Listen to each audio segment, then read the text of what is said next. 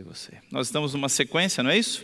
Começamos essa série fantástica e para quem gosta de estudar a Bíblia, esse é o melhor lugar. Para você que gosta de estudar a Bíblia, esse é o lugar correto, esse é o melhor lugar, a casa do Senhor. Nós, semana passada, estudamos já qual profeta mesmo? Isaías. Muito bem. E o que você gostou de Isaías, anota, porque você vai usar isso para o resto da sua vida. Para o resto da sua vida. E hoje nós vamos estudar um outro profeta. Seu nome? Jeremias. Jeremias. Por isso, se você trouxe sua Bíblia, feche teus olhos, a pegue na mão primeiro, depois você fecha os olhos, nós vamos orar. Grande Deus, ilumina, Senhor, o nosso estudo da Tua Palavra. Ajuda-nos, Senhor, a entendê-la, para que possamos praticar Seus ensinos, em nome do Senhor Jesus Cristo. Amém. Para você que está aqui, prepare aí a sua Bíblia, se você trouxe seu marca-texto, sua lapiseira, sua caneta. Você que está aí na sua casa, escreva aqui embaixo, aí nos comentários, o que você achou, o que você gostou, o que você descobriu desse estudo maravilhoso. Então, a nossa série Os Profetas, começando com Jeremias, mas antes lembrando da nossa corrente de oração. Vocês estão lembrando disso? Quais são os 3 momentos de oração que nós temos? 6 da manhã, meio-dia e às 18 horas, ok? E qual é o motivo dessa semana? Para aqueles que procuram um trabalho, para aqueles que precisam de um trabalho. Vamos lá para as nossas informações gerais sobre o profeta Jeremias. Dados gerais sobre o livro, o significado do seu nome, qual é? Deus estabelece, Deus molda ou Deus exalta. Podem ser um dos 3 ou podem ser os 3, porque os 3 representam aquilo que Deus representa para o seu povo, para a humanidade. Tema geral, Deus faz apelos ao arrependimento e à reforma espiritual do seu povo. O tema geral, quando você for ler o livro de Jeremias, é esse, é Deus fazendo apelos ao seu povo. E apelos para quê? Para uma reforma. Para uma reforma. O tempo de ministério dele, qual é? 40 anos. Você se lembra quanto foi o de Isaías? 54, 55 anos, foi o seu tempo de ministério. E aqui nós temos um outro profeta com um longo tempo de ministério, que começou no ano 626, permeando o ano de 586 antes de Cristo. Ele viveu nos dias dos reis Josias, Jeoacás, que reinou apenas 3 meses, Joaquim, que também reinou apenas 3 meses, e Zedequias, o último rei de Judá. Ele foi profeta para o reino do sul, juntamente com Naum, Abacuque, Zofonias, Ezequiel, Daniel, quando ainda era menino, e Obadias. Então nós encontramos aqui, nesse período da história, o maior número de profetas trabalhando juntos. É aqui nesse momento, onde nós encontramos o maior número de profetas trabalhando juntos. Ele era descendente de sacerdotes. Descendente de sacerdotes. Isso está em Jeremias capítulo 1, verso 1, 22, 27 vai falar sobre isso. Ele é natural da cidade de Anatote. Não é isso? E você sabe por que ele chegou lá? A cidade de Anatote? Quando nós vamos para 1 Reis 2, 26, nós encontramos Salomão assumindo o trono. E no momento que ele assume o trono, Adonias também quer assumir o trono. E quem está lá apoiando Adonias, você se lembra? Estão lá Joabe, comandante do exército, e está lá também Abiatar, que era o sacerdote, o sumo sacerdote da época. Só que isso foi um problema, porque Davi não disse que Adonias seria o seu substituto no trono. E é quando Natã chega para Betseba e fala assim, Betseba, vai lá interceder. E então ele intercede, faz Salomão rei, e Salomão, quando fica sabendo que Adonias tentou fazer isso, não mata Abiatar, mas o manda para Anatote como exilado. Exilado político, exilado religioso, lá está ele. Então Jeremias é parte de um grupo de sacerdotes que surgem em Anatote. Deus ordena que ele não se case e não tenha filhos. Contraste com quem? Com Isaías. Por que Deus diz para Isaías que ele poderia casar e ter filhos? Você se lembra? O ministério de Isaías começou em 740. Então, ainda haveria misericórdia de Deus por muito tempo. Mas para Jeremias não haveria muito tempo de misericórdia para ele. Não para ele, mas para a nação. Sabe, quando Deus disse para Jeremias não se casar, Deus não queria apenas que ele não tivesse alguém. Deus queria evitar um sofrimento que aconteceria sobre o seu povo. Quando ele disse para Jeremias não ter filhos, ele não queria que Jeremias não tivesse o prazer de ter filhos. Deus não estava o privando simplesmente por prazer de vê-lo sem. Mas Deus estava privando de uma dor, porque no cerco que Jerusalém sofreu, não haveria comida, não haveria nada. E talvez sua esposa e seus filhos morreriam de fome. Sabe, meu querido amigo, minha querida amiga, quando Deus te priva de alguma coisa, é para não trazer mais sofrimentos para você.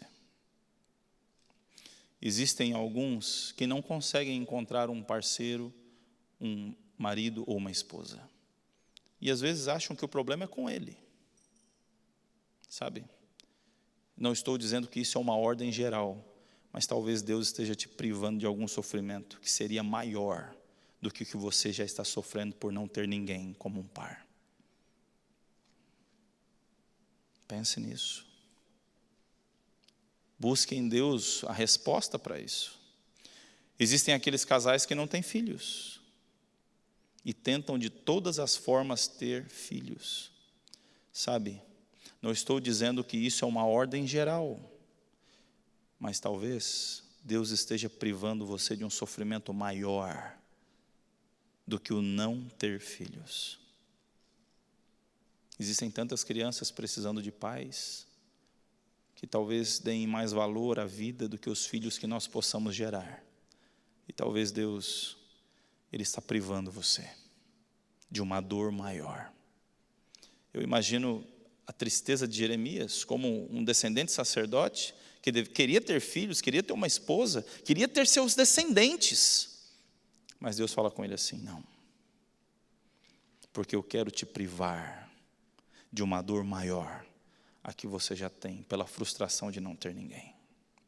Então, cuidado para não forçar o que Deus quer evitar que você sofra. Cuidado. Outro ponto interessante é que Deus ordena que ele compre uma terra em Judá. E Deus tinha uma mensagem para o povo com isso. Estava dizendo assim, olha, Nabucodonosor vai tomar, Babilônia vai tomar, mas pode comprar uma terra aqui porque eu vou trazer vocês de volta. Era uma forma na vida do profeta, Deus mostrar que iria trazer seu povo de volta e Judá seria habitada novamente. Características pessoais desse profeta, ele era de natureza sensível. E é conhecido como profeta chorão. E alguns até falam assim, Jeremias é muito reclamão. Na verdade, Jeremias tem um paralelo muito forte com Cristo. Porque quando Jeremias recebe de Deus a revelação do que vai acontecer com o seu povo, ele chora por tristeza pelo sofrimento que seu povo vai passar. Semelhante a Cristo, que nas escadarias de Jerusalém chora pelo quê? Pelo sofrimento que o seu povo vai passar. E a fala de Jesus não é esta? Ó Jerusalém, quantas vezes eu quis ajuntar todos vocês como a galinha tenta juntar o quê? Seus pintinhos. Mas vocês não quiseram. Vocês vão chorar. E Jesus anuncia o choro de Jerusalém enquanto chora. E aqui Jeremias faz a mesma coisa. Ele anuncia o choro das mães e dos pais que veriam seus filhos sendo mortos enquanto choravam. Há um paralelo muito forte entre a vida de Jeremias e a vida de Cristo.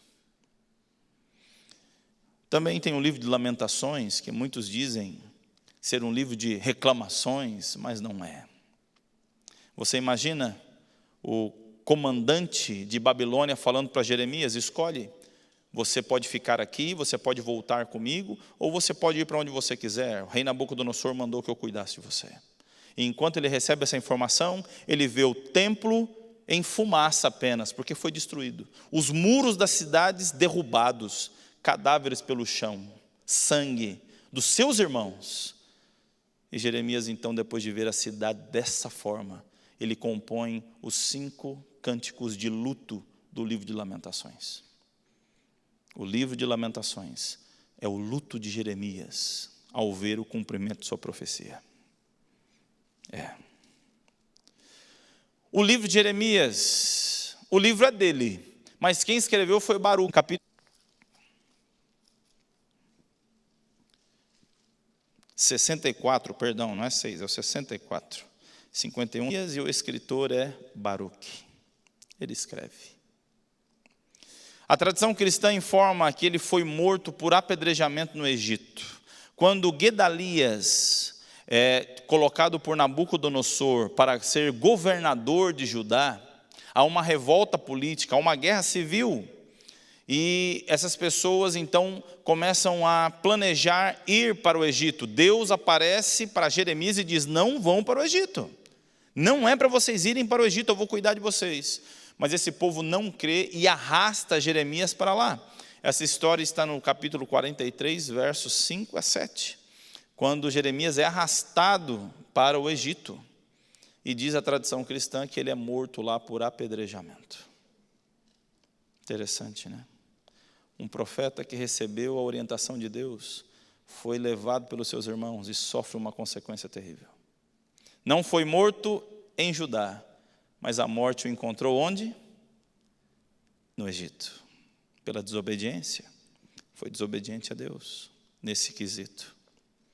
O livro que temos hoje é a 2ª edição expandida, pois a primeira foi queimada pelo rei Jeoaquim, no ano 605. Cerca de 30 anos após seu chamado. Olha só, 30 anos depois que Jeremias começa seu chamado, Deus fala assim: Jeremias, escreve tudo o que eu te revelei num rolo e entrega para o rei. Já imaginou? 30 anos de revelações. E é então que Deus fala assim: escreve.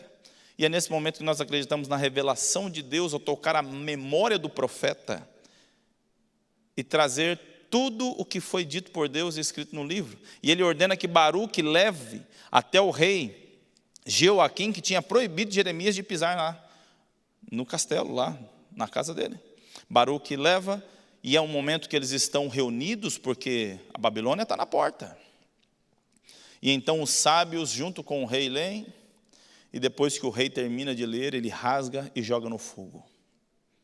Então Baruque volta, fala com Jeremias, e Jeremias ouve, e Deus fala assim: Jeremias, escreve de novo, e agora eu vou colocar mais informações aqui. Então o livro que você tem na sua mão é a 2ª edição expandida da revelação de Deus. Livro esse que Joaquim não pôde ler, porque foi levado para a Babilônia, amarrado pelo nariz, puxado por um jumento, e morreu no meio do caminho, porque ele não chega até a Babilônia. Quando Deus fala, nós devemos dar atenção ao que Ele revela para nós. Vamos para o livro agora, que nós já temos essas informações gerais. Nós encontramos o chamado de Jeremias no capítulo 1, verso 4. Jeremias capítulo 1, verso 4. Olha como é que ele apresenta, como é o seu chamado profético. Vai dizer assim: a mim me veio, pois, a palavra do Senhor, dizendo: antes que eu te formasse no ventre materno, eu te escolhi, e antes que saísse da madre, eu te consagrei e te constituí o quê? Profeta às nações. Sabe, eu olho esse chamado de Jeremias e eu vejo o seguinte: existem pessoas que nascem planejadas por Deus para fazer grandes coisas. Existem pessoas. Existem pessoas que Deus fala assim: olha, você é o meu escolhido e você vai ter uma grande obra. Quem gostaria aqui de ser escolhido por Deus desde o seu nascimento? Deixa eu ver. Uau! Você está pronto para ter uma vida como a de Jeremias? Ninguém que Deus chamou teve uma vida fácil. Ninguém. Você lembra de alguém que Deus chamou e teve uma vida fácil? Você lembra de alguém? Não. Existem pessoas que Deus escolhe para dizer: você vai carregar a cruz junto comigo. Então, meu amigo, minha amiga, Se você nasceu para anunciar a volta de Cristo, faça isso. Faça isso. Porque é aí que você vai encontrar o motivo da sua existência. É aí. Olha a mensagem que Jeremias tinha para pregar ao povo, está no capítulo 2, no verso 13. A mensagem que Deus falou assim: Jeremias, prega isso aqui. Se fôssemos sintetizar toda a pregação de Jeremias, é isso. Jeremias 2,13. Você encontrou aí? Acompanhe comigo. Porque dois males cometeram o meu povo. A mim me deixaram o manancial de águas vivas e cavaram cisternas rotas, que não retém as águas. A mensagem de Jeremias é o seguinte ao povo: vocês cometeram 2 pecados contra Deus. Se afastaram dele e começaram a criar as próprias verdades. É isso. Primeiro erro qual é? Se afastaram do Senhor. O que é afastar-se de Deus? É afastar-se da sua revelação. É afastar-se da palavra. Porque quando você se afasta da palavra, como é que você vai saber o que Deus espera de você? Nós gostamos muito, pelo menos alguns, de criticar a igreja que no período da Inquisição tomou as Bíblias das pessoas. E muitas pessoas não tinham mais acesso à Bíblia. Por quê? Porque lhe haviam sido tomadas.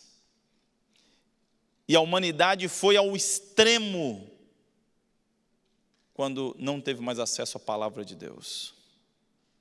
Não foi o pior período da história humana? Sim ou não? E a gente está trazendo esse período de volta. Só que hoje é pior. Porque hoje nós temos a Bíblia, mas nós não passamos tempo com a Bíblia. O mal daquele período foi porque a Bíblia não era buscada, não era lida, não era estudada. E o mal do nosso período é porque a Bíblia não é lida, não é buscada e não é estudada. Qual a diferença da Bíblia ser tomada de nós ou de não lermos a palavra do Senhor? Qual a diferença? A diferença é que hoje nós somos mais responsáveis.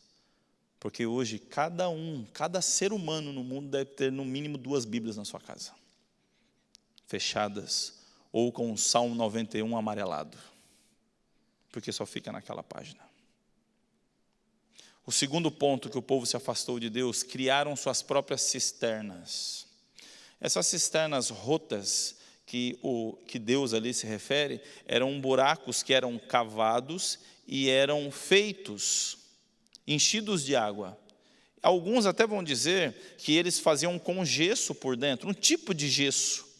E esse gesso, conforme a água ia secando, ele rachava. Então, quando eles tiravam a água das cisternas comuns, onde a água brotava por baixo da terra, e colocavam nessas cisternas, ela estava sempre vazia. Deus está dizendo assim: meus filhos, vocês deixaram de buscar a água da vida em mim, e começaram a criar suas próprias verdades, buscando a água em vocês mesmos.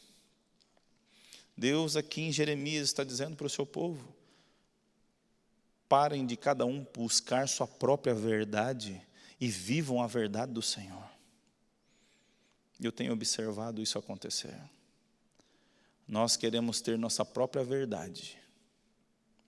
Queremos usar uma roupa de certa cor e encontramos verdade para isso.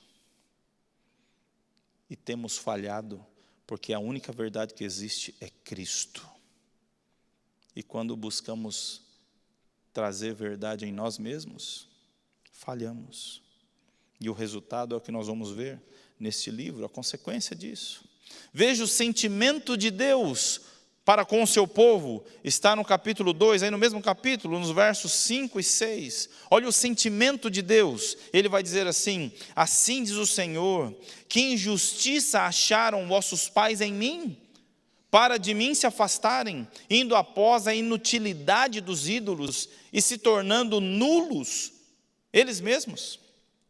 E sem perguntarem: onde está o Senhor que nos fez subir da terra do Egito? Que nos guiou através do deserto, por uma terra de ermos e de covas, por uma terra de sequidão e sombra de morte, por uma terra que ninguém transita e na qual não morava homem algum? Olha o sentimento de Deus. Deus está dizendo assim, olha, Deus diz assim para nós: o que eu fiz para você? Para você ser tão indiferente comigo? É um Deus que quer que você reflita. Ele está dizendo: o que eu fiz para você? O que eu te fiz para você virar as costas para mim e adorar um ídolo nulo? O que eu te fiz? Por que você não pergunta assim: olha, onde está o Deus de Israel que me abençoou no meu passado? Mas não perguntamos isso. Deus aqui tem uma queixa contra o seu povo. Sabe qual é a queixa que Deus tem contra o seu povo? Indiferença. E infelizmente, é como estamos nos tornando, indiferentes. Não é triste isso? Deus dizendo: vocês não dão bola para mim. Olha o desejo de Deus. Deus expõe a sua indignação, a nossa indiferença. E agora ele vai falar sobre o desejo dele. Capítulo 3, verso 14 e 15. Olha só o desejo de Deus para a sua vida e para a minha vida. Olha o que Deus quer fazer, queria fazer para aquele povo e quer fazer também em nós. Olha o que ele vai dizer: convertei-vos, ó filhos rebeldes, diz o Senhor, porque eu sou o vosso esposo, e vos tomarei, um de cada cidade, 2 de cada família, e vos levarei a Sião. Dar-vos-ei pastores segundo o meu coração, que vos apacentem com conhecimento e com inteligência. Quando Deus cita aqui, olha, eu sou o vosso esposo, há uma referência direta ao livro de Gênesis, quando Deus cria o homem com uma função específica para com sua esposa. Qual é a função do homem, Adão, para com sua mulher? Proteger, guardar, ser um porto seguro, trazer segurança, comida, um ambiente feliz. Deus está dizendo assim: filho, eu quero ter você, eu quero possuí-lo ao ponto de cuidar de você e te dar tudo que você precisa. E tem mais: eu quero cuidar de você como um pastor cuida de suas ovelhas. Essa vontade de Deus de dar bons pastores, cuidadores, entra em conflito direto com a realidade da época que está lá em Jeremias capítulo 23. Quando Deus condena os pastores por serem mercenários. Que tristeza. Veja essa frase: tudo que acontece com o povo de Deus é trazido por Ele. Vamos para Jeremias capítulo 27, versos 6 e 7 para ver isso. Jeremias capítulo 27,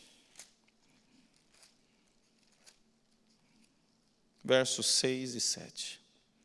Deus se responsabiliza por tudo que acontece com o seu povo.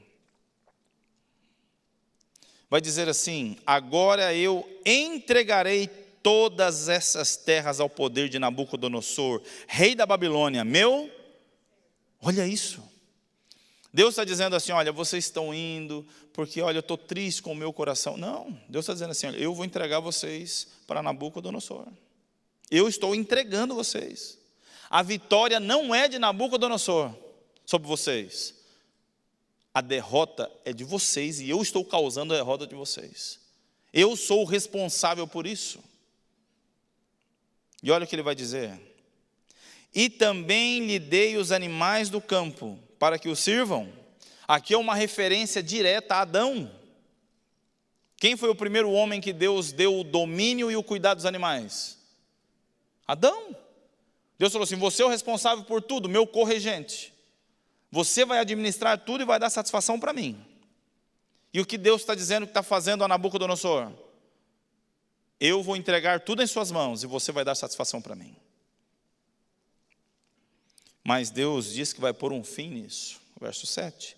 Todas as nações servirão a ele, e a seu filho, e ao filho do seu, até que também chegue a vez de sua própria terra, quando muitas nações e grandes reis o fizerem seu escravo. E quando nós vamos para o livro de Daniel, nós não encontramos isso? Essa profecia, quem é o primeiro rei da Babilônia? Nabucodonosor. Quem seria o filho dele? Nabonidos. que deixa o trono e vai adorar sua divindade, a lua, em uma ilha separada. E Nabonidos deixa alguém no trono. Vocês se lembram quem é? Beltsazar. E o terceiro aqui, como a profecia de Jeremias dizia, caiu para qual reino? Os medo-persas. Deus estava dizendo, eu vou entregar vocês, mas esse reino não vai durar para sempre. Não é isso? Verso 7, todas as nações servirão a ele, a seu filho, ao filho de seu filho, e também, até que se chegue a vez dele próprio, quando muitas nações e grandes reis o fizerem seu escravo. A união da Média e da Pérsia em um reino só. Liderados por quem? Você se lembra o nome? Dario e Ciro. Entram e tomam a Babilônia e assumem o cenário mundial. Ao mesmo tempo, o Deus que dispersa é o mesmo Deus que recolhe seu povo de volta. Ele entrega o seu povo e ele toma o seu povo. Jeremias capítulo 23, verso 3. Corra comigo até lá. Olha só. Deus se responsabilizando pela entrega do seu povo e por trazê-los de volta. Quando diz no capítulo 23, verso 3. Eu mesmo recolherei o restante das minhas ovelhas de todas as terras para onde as estiver afugentado, e as farei voltar aos seus apriscos, serão fecundas e se multiplicarão. Eu acho isso muito bonito na profecia bíblica. Deus dizendo assim, olha, Babilônia vai tomar vocês. E uma das ações desses reinos era matar os filhos, matar os homens capazes de ir à guerra, transformar alguns em eunucos, para não ter descendência, e aquela nação então morrer. E Deus permite que isso aconteça a boa parte de Judá. Porque fizeram dois maus. Viraram as costas para Deus e começaram a viver suas próprias verdades. E agora Deus fala assim, eu vou trazer vocês de volta. E vocês vão ser o quê? Férteis. Vocês vão ter de novo semente, fruto. Vocês vão voltar a ser uma nação. Um Deus que promete cuidar do seu povo. Olha essa frase, presta atenção nela que ela é muito importante. Deus usará de todos os recursos para nos salvar, mesmo que para isso precise causar o quê? Sofrimento, dor ou morte. Sabia disso? Quando escrevi essa frase, lembrei do meu irmão, do meio, um menino de Deus. Conheceu a Cristo, entregou a Cristo com seus 11 anos. Mas na sua adolescência se envolveu com as drogas. E começou a se tornar um traficante de drogas lá em Itajaí. Até que um dia, nós falávamos com ele, falávamos, Franklin, sai desse caminho. Deus te chamou para salvar, não para destruir. E ele ganhava muito dinheiro com isso. Um dia, quando ele estava indo buscar uma grande carga, um carro surgiu do nada e o atropelou na moto. Quase morreu, mas ficou vivo. E ele foi preso em casa, todo enfaixado. Ficou 8 meses detido na prisão. E aí, ele saiu de casa e foi para minha casa. Ficou ali uns 2 meses em minha casa e resolveu voltar para a casa dos meus pais. E lá tinha um ninho das drogas. Mas ele disse para mim que tinha mudado. Ele falou, Deus me tocou. Ele foi rebatizado na igreja. Assumiu a esposa. Falou comigo assim, mano, eu quero assumir minha filha, que está lá em Minas Gerais. Eu quero assumir lá. E eu vou assumir o meu filho que eu tenho aqui em Santa Catarina, o Franklin Jr. E eu consegui um emprego. E eu me lembro que numa quarta-feira, eu lhe dei um abraço, porque eu fui levar um jaleco, um guarda-pó para ele começar o trabalho, ia ser na quinta-feira. E eu dei um abraço muito gostoso nele. Foi um abraço diferente. Orei com ele e voltei para casa. Ele ia ganhar um pouco mais de um salário mínimo, coisa que ele faria em menos de um dia com as drogas, ele teria que trabalhar o mês todo para ganhar. E eu ficava assim, Senhor, tem misericórdia. Porque quem já experimentou disso, é difícil viver sem. E eu me lembro que num sábado à noite, minha mãe me ligou. Ele tinha sofrido um acidente de moto. Foi tirar um amigo de uma briga numa festa, deixou o amigo em casa e na volta foi atropelado por um amigo que estava vindo da festa. Tinha um meio-fio solto do outro lado da rua e quando a moto bateu no carro, o capacete saiu, ele não costumava fechar o capacete, e ele bateu a fonte na pedra. Quem chegou primeiro disse que enquanto ele era colocado na ambulância, ele balbuciava: Senhor Jesus, me perdoa. Me dói muito. Sinto muita saudade dele, muita mesmo. Mas o que consola meu coração é que Deus o guardou para a salvação. Porque eu não sei como ele estaria se ainda estivesse vivo. Então, para nos salvar, Deus pode causar algum tipo de sofrimento, algum tipo de dor. Ou como no caso do meu irmão, para a salvação, a morte. Foi algo mais seguro que poderia acontecer na vida dele. Eu não sei você. Não sei você. O que Deus precisa fazer na sua vida para que você seja fiel? Lembre-se disso. Se for necessário, Deus pode causar o sofrimento, a dor e até a morte. Vai dizer em Jeremias capítulo 29, verso 10. Vamos lá, Jeremias capítulo 29. Eu gosto muito, eu amo esse texto. Eu acho esse texto lindo. Uma das grandes pérolas da Bíblia. Jeremias 29 é a carta que ele escreve para os 2 primeiros grupos que já estão na Babilônia. Foram os grupos que foram levados na primeira invasão em 605, quando acreditamos que foi o período que Daniel foi para a Babilônia. A segunda invasão que aconteceu em 597, quando Zedequias tenta então evitar de mandar o valor que Nabucodonosor determinou. E o povo lá que está na Babilônia está chorando, porque está sabendo que agora nessa terceira invasão serão destruídos os muros, o templo, as casas e tudo. E o povo está lá chorando na Babilônia pensando: Deus nos abandonou. E então Deus manda Jeremias escrever todo o capítulo 29. Então em casa leia sabendo que é uma carta para pessoas que estão sem esperança. E vai dizer assim, a partir do verso 10: assim diz o Senhor, logo que se cumprirem para a Babilônia 70 anos, olha isso, haverá um fim, haverá um cessar desse exílio. Deus deu uma data para o fim do sofrimento, e aqui 70 anos.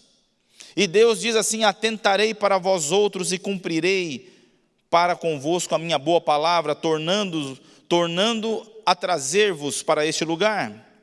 Eu é que sei os pensamentos que tenho a vosso respeito, diz o Senhor, pensamentos de paz e não de mal, para dar-vos o fim que desejais. Então me invocareis, passareis a orar a mim, e eu vos ouvirei. Buscar-me-eis e me achareis, quando me buscareis de todo o vosso coração. Sereis achados de vós, diz o Senhor, e farei mudar a vossa sorte. Congregar-vos-ei de todas as nações, de todos os lugares para onde vos lancei, diz o Senhor, e tornarei a trazer-vos ao lugar de onde vos mandei para o exílio. Aqui há pérolas fantásticas. A primeira delas, quando Deus fala, me invocareis, invocação aqui tem a ver com sacrifício, e o sacrifício só acontecia no templo. Se haveria invocação, haveria o que de novo?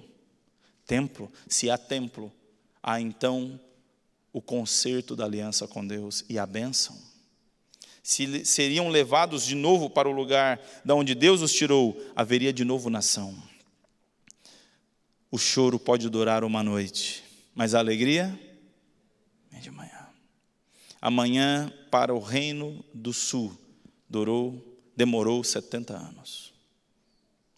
Sabe, às vezes Deus tem que destruir uma geração para poder salvar outra. A minha geração falhou. Minha geração tem falhado. Esse instrumento aqui tem destruído minha geração. Pois muitos dos nossos filhos não conseguem administrar o tempo deles quando nós passamos todo o nosso tempo na frente do celular. Nós migramos do analógico para o digital. e esquecemos da nossa família. Exigimos dos nossos filhos que orem, que façam o culto, que leiam a Bíblia, que vão à igreja, mas eles não nos veem em outro lugar, senão entretidos com esse aparelho. O que é para ser uma bênção, nós estamos tornando uma maldição. Não estou dizendo para você jogar seu celular fora. Estou dizendo para você aprender a administrar seu tempo com ele. E não estou dizendo isso só para você. Estou dizendo isso para mim também. Porque eu faço parte dessa geração que foi encantada pelo digital. Nós vivemos nesse mundo físico e aprendemos uma dimensão digital. O problema é que nossos filhos nasceram em qual dimensão? Na digital. E eles estão explorando um mundo que nós só namoramos com ele. Mas nos encantamos. E hoje, passamos mais tempo na frente dessa tela do que dessas páginas. Isso tem arruinado a nossa família. Tem arruinado. Olha o que Deus diz para aqueles que estão sofrendo pela sua correção. Vamos ler juntos? No 3. 1, 2, 3. Eu é que sei os pensamentos que tenho a vosso respeito, diz o Senhor. Pensamentos de, e não de, para vos dar o fim que... Olha isso. Enquanto o povo... Você percebe o contraste dessa mensagem com a realidade do povo? Eles estão longe de casa, tiveram seus filhos mortos, sequestrados, muitas viúvas, muitos órfãos, sofrendo numa terra alheia, vivendo no lugar onde não são bem-vindos, onde são humilhados, onde não tem templo, não tem oferta, não tem o rei deles. O rei davídico não está no trono, está um rei estranho, que Deus chama de meu servo, e de repente Deus me manda uma frase dessa. Deus está falando assim, olha, eu estou fazendo tudo isso para quê? Para dar para vocês o que vocês querem, a vida eterna. Que contraste. Deus está dizendo, para salvar vocês, eu vou precisar fazê-los sofrer um pouco. É isso que Deus está dizendo. Mas você não precisa disso. Você não precisa disso. Você pode ser feliz sem sofrimento. Só que a gente não sabe como. E aí Deus precisa nos dar umas cintadas para lembrarmos quem somos. Me lembro, morávamos em Indaial. Nossa filha devia ter uns 11 anos. E ela tinha suas tarefas em casa. Ela não gostava de fazer, mas eram as tarefas dela. E eu trabalhava em uma empresa automotiva e tinha as minhas tarefas. E Deus estava me incomodando para deixar alguns hábitos que não são ofensíveis a outras pessoas, não é ofensivo à sociedade e nem à minha posição na igreja. Não era, mas era ofensivo para Deus no nosso relacionamento. No meu relacionamento vertical, algo que eu fazia incomodava Deus. E Deus diversas vezes falou comigo assim, filho, para com isso. E eu falava, Senhor, mas não é errado. Ele falou, não é, mas me incomoda, para. E cada vez que eu ia preparar um sermão, Deus falava assim, para com isso. E eu fui postergando. Até que um dia, no meu trabalho, deu tudo errado. Planejei 10 coisas, não consegui fazer 2. Quando cheguei em casa, que eu abri a porta, a minha esposa estava corrigindo minha filha com palavras na cozinha, dizendo, filha, mamãe já não falou que isso aqui era para você fazer? Ela falou, mãe, mas eu não gosto. Mas não é se você gosta ou não, é para você fazer.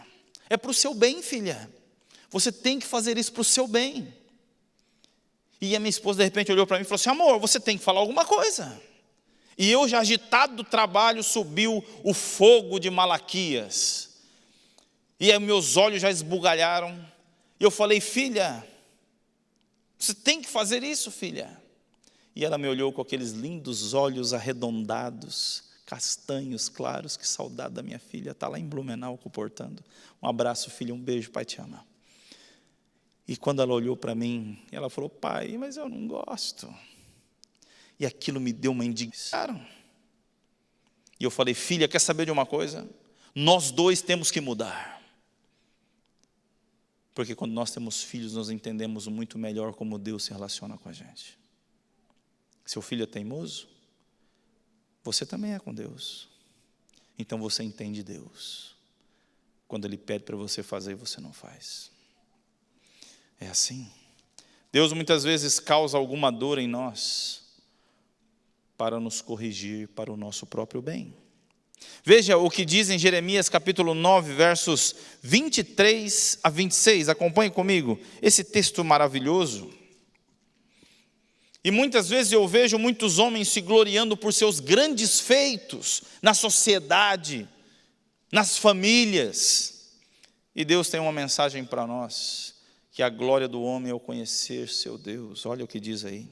Assim diz o Senhor, não se glorie o sábio em sua sabedoria, nem o forte em sua força, nem o rico em suas riquezas, mas o que se gloriar, glorie-se nisto, em me conhecer e saber que eu sou o Senhor, e faço misericórdia, juízo e justiça na terra, porque destas coisas me agrado, diz o Senhor.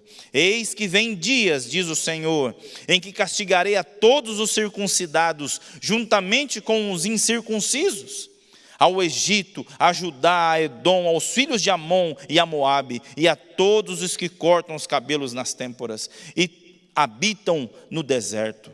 Porque todas as nações são incircuncisas, e toda a casa de Israel é incircuncisa de quê? De coração. Uau! Deus aqui não traz seu povo como melhor que os outros povos, por um sacrifício da circuncisão física. Deus diz assim, olha, para mim são todos iguais. Quando Deus iguala o seu povo circuncidado com os incircuncisos, o que Deus está dizendo? Vocês estão agindo como eles. O que vocês fazem no corpo, para mim não muda nada. O que muda para mim é a circuncisão onde? Na mente, no coração. Estamos chegando no final. E vai dizer o seguinte, que a correção de Deus para circuncidar o nosso coração não é para destruir, mas é para quê? Purificar. Nós encontramos isso em Jeremias capítulo 29, 12 a 14, o verso que lemos há pouco. Também é para o que mais? Santificar. Eu gostaria que você fosse comigo a Jeremias, eu quero que você vá comigo a Jeremias capítulo 30. Veja, a transformação de Deus que Ele causa em nós. Jeremias capítulo 30, versos 8 a 12, vai dizer assim, olha que lindo isso. Presta atenção como Deus usa as palavras, como Deus revela a Jeremias isso, e como Jeremias usa isso. Olha, capítulo 30, versos 8 a 12, vai dizer assim, naquele dia, diz o Senhor dos Exércitos, eu quebrarei o seu jugo de sobre o teu pescoço, e quebrarei os teus canzis, e nunca mais estrangeiros farão escravos este povo, que servirá ao Senhor, o seu Deus, como também a Davi, o seu rei, que lhe levantarei. Olha isso. Você está percebendo o que Deus está dizendo aqui? Eu vou libertar vocês e ninguém nunca mais vai fazê-los escravos. E eu vou fazer o quê? Levantarei, no plural, um rei. Segundo quem? Davi, que foi o primeiro rei, o rei que uniu todas as nações. Olha o verso 12. Porque assim diz o Senhor, teu mal é incurável, a tua chaga é dolorosa. Olha, não há quem defenda a tua causa, para a tua ferida não tens remédios, nem emplastos. Todos os teus amantes, está chamando Judá de quê aqui? Prostituta, infiel. Se esqueceram de ti, e já não perguntam de ti, porque te feri com ferida de inimigo e com castigo de cruel, por causa da grandeza da tua maldade e da multidão dos teus pecados. Deus está dizendo assim, você é uma infiel, você é uma prostituta, e se envolveu tanto com seus amantes, que nem eles se lembram mais de você. Você se acha importante, mas os seus amantes não dão bola para você. Não dão bola para você. Não dão bola para você. Olha o verso 17. Porque te restaurarei a saúde e curarei as tuas chagas, diz o Senhor, pois te chamaram a repudiada, dizendo, é Sião, já ninguém pergunta por ela. Ela é repudiada porque ela é prostituta. Todas as outras nações se misturaram com ela e ninguém quer mais saber dela. E agora veja como Deus diz que ela será quando Ele a libertar. Verso 3 do capítulo 31. De longe você me deixou ver o Senhor, dizendo, com amor eterno eu te amei. Por isso, com benignidade te atraí. Aqui é como Judá falará ao seu Deus. E olha a resposta de Deus para essa declaração de amor. Ele vai dizer, ainda te edificarei e serás edificada, ó Virgem de Israel. Ainda serás adornada com os teus adufes e sairás com o coro dos que dançam. Deus fala assim, você é uma prostituta, infiel, mas nas minhas mãos eu vou te chamar, sabe de quê? Minha virgem. Restauração. Deus está santificando o seu povo. Deus está dizendo assim, não importa como você já prostituiu sua vida e a sua fé, nas minhas mãos você é como uma virgem pura. E Jeremias capítulo 31, versos 31 a 34. Olha que lindo isso. Eis aí vem dias, diz o Senhor, em que firmarei uma nova aliança com a casa de Israel e com a casa de Judá. Deus aqui faz uma referência ao reino que foi destruído em 722 e também uma promessa a Judá que estava prestes a ser destruída. Vou fazer uma aliança não conforme a que fiz com seus pais no dia em que os tomei pela mão para os tirar da terra do Egito, porquanto eles anularam a minha aliança, não obstante eu os haver desposado, diz o Senhor. Eu falo, eu casei com eles e eles foram infiéis, mas eu os trarei de volta. A promessa agora é com vocês, porque esta aliança que firmarei com a casa de Israel, depois daqueles dias, diz o Senhor, na mente lhes imprimirei as minhas leis, também no coração lhes escreverei, eu serei o seu Deus, e eles serão o meu povo. Não ensinará jamais cada um ao seu irmão, ao seu próximo, pois cada um vai saber quem é o seu Deus. Cada um saberá. E cada um ensinará do menor ao maior deles. Pois perdoarei as suas iniquidades, e dos seus pecados jamais me lembrarei. A promessa de Deus de restauração. Depois que nós o entregamos a Ele, Ele diz isso em Jeremias capítulo 33, verso 3. Invoca-me e te responderei. Anunciar-te-ei coisas grandes e ocultas que não sabes. Tem coisas estranhas acontecendo em sua vida? Busque ao Senhor e Ele vai te revelar o que é. É isso que Ele está dizendo aqui. Me invoque. Faça as pazes comigo. E eu vou te anunciar coisas grandes e ocultas que você não sabe. Eu amo esse texto. Para aquele que estuda a Bíblia, ele tem uma percepção diferente do mundo, das pessoas e do que acontece na vida dele. É assim. E às vezes você olha para alguém que estuda a Bíblia e tem uma comunhão com Deus, e ele tem atitudes estranhas, que no final vai dar certo, e você fala assim, meu amigo, por que você fez isso ou deixou de fazer aquilo? E ele fala, porque eu achei na palavra do Senhor. E aí você vai lá ler, você não encontra aquilo. Mas como que você fez se não está escrito aqui? Ele falou, meu amigo, é difícil de explicar. Porque tem coisas que você só conhece a partir da sua intimidade com Deus. É intransferível. Você precisa ter uma experiência com Deus. Você precisa. E a promessa que está no final do verso 40 do capítulo 31, que vai dizer, e esta Jerusalém jamais será desarraigada ou destruída. Quando você se entregar a mim, eu vou tornar a sua vida perene. Perene. É o que Deus promete. No capítulo 18, 19, Deus manda Jeremias ir para a frente da casa de um oleiro. E ali ele fica olhando o oleiro trabalhar o barro. E Deus fala assim, Jeremias, é assim que eu trabalho você. Depois disso, Jeremias vai pregar ao povo de frente à loja do oleiro. e ela está cheia de cacos de cerâmica no chão. E Jeremias está com uma pregação mais ou menos assim: se nós não obedecermos ao Senhor, seremos como esses cacos. Deus quer que sejamos como barro mole nas mãos do oleiro, que pode ser moldado, e você pode ver ali, ó, a ilustração estava ali, de como Deus queria trabalhar. Mas a ilustração da destruição também estava lá no chão. Enquanto Jeremias pisava nos cacos, ele dizia: seremos pisados pelos nossos inimigos, se não firmarmos nossa vida em Deus. O que Deus vai precisar fazer com você, meu amado? Diz para mim. A mensagem dos profetas é dura. A mensagem dos profetas é a seguinte: conserta a sua vida e Deus junta os seus cacos, ou continue buscando sua própria verdade, e você será pisado pelos seus inimigos.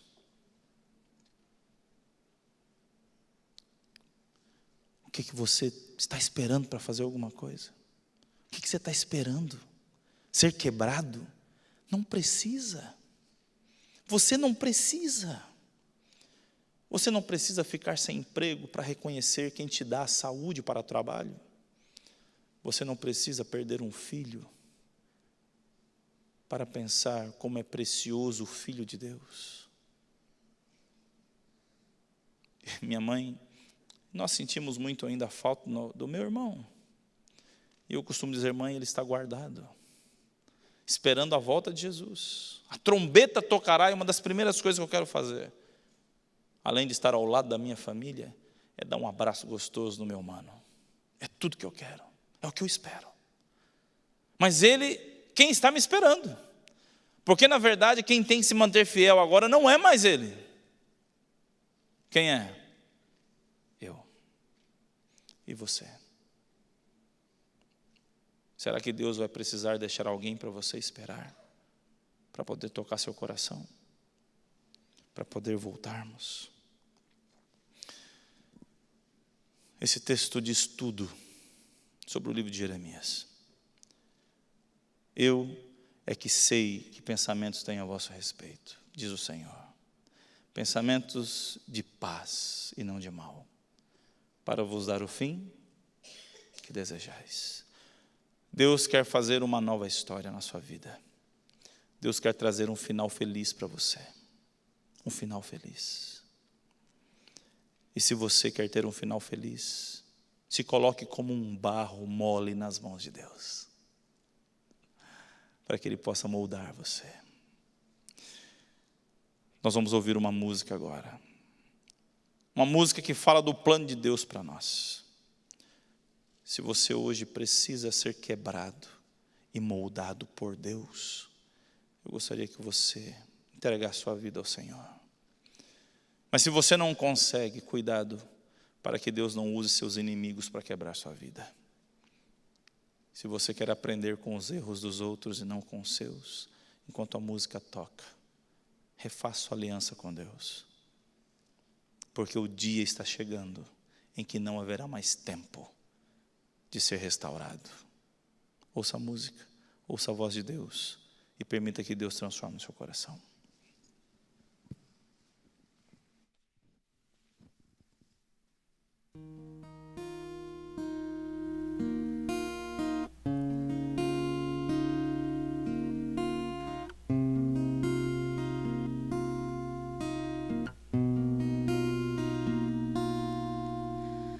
Como entender que Deus não muda se eu perder? Que essa história que eu quis pode ainda ter final feliz. Como aceitar que a minha vida tem valor? Que o Deus que eu nem posso ver se importa com o que eu desejo ser. E se tudo que eu quero me corrompe, e se nada me faz forte, me levante, meu Deus,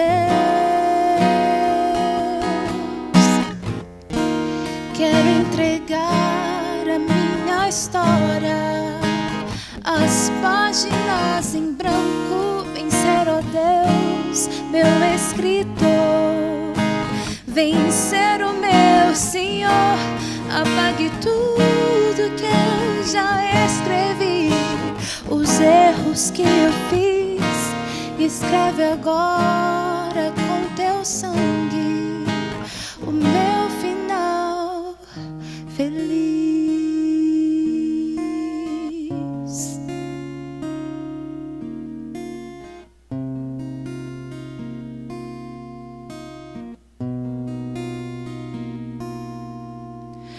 Um rabisco eu sou, à espera de um escritor, juntando versos tão vazios, formando uma história de amor.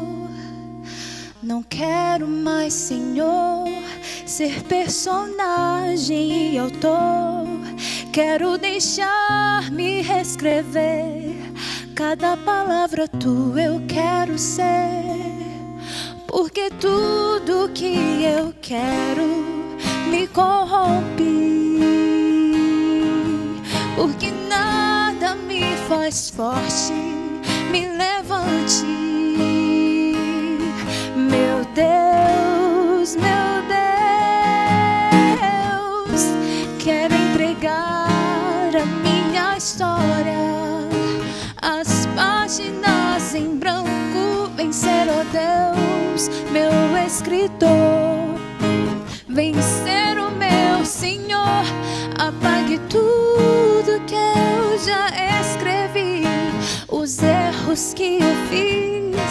Escreve agora com teu sangue o meu final feliz,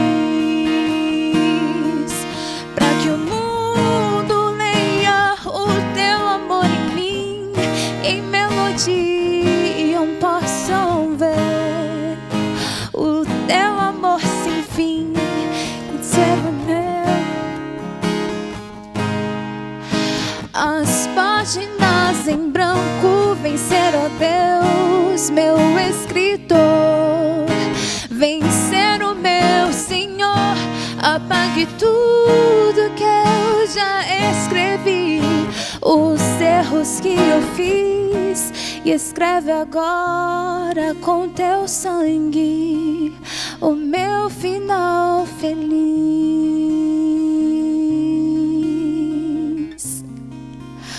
o meu final feliz,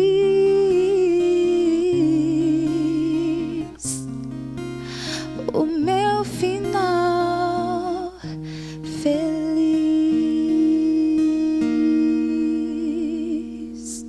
Amém. Deus quer nos dar um final feliz. Mas para isso, talvez, Ele precise trazer algum sofrimento para te dar o fim que você deseja. Que Deus não precise que nós o aceitemos sem um sofrimento, para que possamos ter um final feliz com Deus. Vamos orar? Eu quero que você fique em pé, por favor, para orarmos junto ao Senhor. Meu Pai, nos perdoa a nossa incredulidade, a nossa mornidão. Perdoa-nos. Às vezes, Senhor, nós apenas damos valor às coisas quando as perdemos. Só damos valor à família quando falta alguém. Só damos valor ao dinheiro quando nos falta o trabalho. Não investimos nas tuas coisas. E quando nos faltam os trabalhos, lhes enchemos de promessas que faremos algo diferente quando alcançarmos um trabalho. Senhor Deus, nos ajuda a darmos valor para as coisas enquanto estão em nossas mãos.